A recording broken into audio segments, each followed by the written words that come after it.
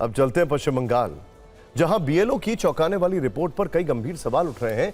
कहानी यह है कि पश्चिम बंगाल में 2208 मतदान केंद्रों पर शून्य अनकलेक्टेबल एन्यूमरेशन फॉर्म मिले। मैं रिपीट करता हूं, थोड़ी क्लिष्ट अंग्रेजी है। अनकलेक्टेबल एन्यूमरेशन फॉर्म मिले। अब आसान भाषा में समझिए, यह फॉर्म मुख्य रूप से गणना कर्मचारी की ओर से तब भरा जाता है जब घर में कई बार विजिट करने के बाद भी कोई नहीं मिलता, घर बंद रहता है। चौंकाने वाली बात यह है कि इस रिपोर्ट के अनुसार 2208 मतदान केंद्रों पर ना वोटर बढ़े हैं, ना किसी की मृत्यु हुई है।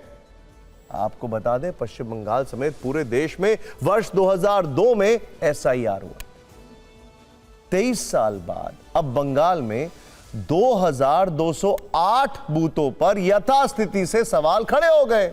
इन बूथों पर एक भी मतदाता मृत, शिफ्टेड, अनुपस्थित या फिर डुप्लीकेट नहीं पाया गया। क्या परफेक्शन है? सोचिए जरा, बड़ा नेचुरल है ये। ऐसे मामले सबसे ज्यादा दक्षिण 24 परगना जिले से सामने आए। यहां पर कई हिंसक घटनाएं भी हुई हैं, वैसे आपको याद होगा। इसके अलावा मालदा, मुर्शिदाबाद और नादिया भी लिस्ट में सबसे ऊपर है। इस पर राजनीति भी शुरू हो गई। नेचुरल है, टीएमसी चुनाव आयोग पर सवाल उठा रही है, जबकि बीजेपी का कहना है कि ममता बनर्जी के राज में कुछ भी संभव है।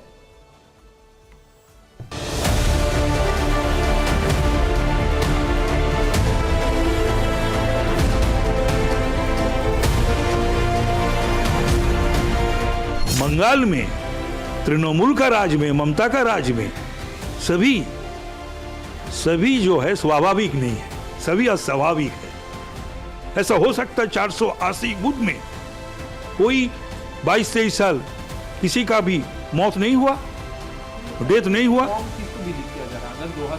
ये तो सही नहीं है, ये सही होना चाहिए। And the strictest sense of the term SIR होना चाहिए। जब सभी बोल रहा है कि काम ठीक ढंग से नहीं हो रहा है, तब क्यों एसआईआर को काम आगे बढ़ा रहे हैं? बीजेपी को बोलना चाहिए, चलो सब एक साथ बोलते हैं कि एसआईआर रद्द कीजिए, बंद कीजिए। ऐसा बीएलओ लोग का ऊपर प्रेशर देके काम करवाना नहीं चाहिए। उन लोग को टाइम देके ठीक ढंग से होना चाहिए। ये हम लोग पहले दिन से हम लोग बोल रहे हैं।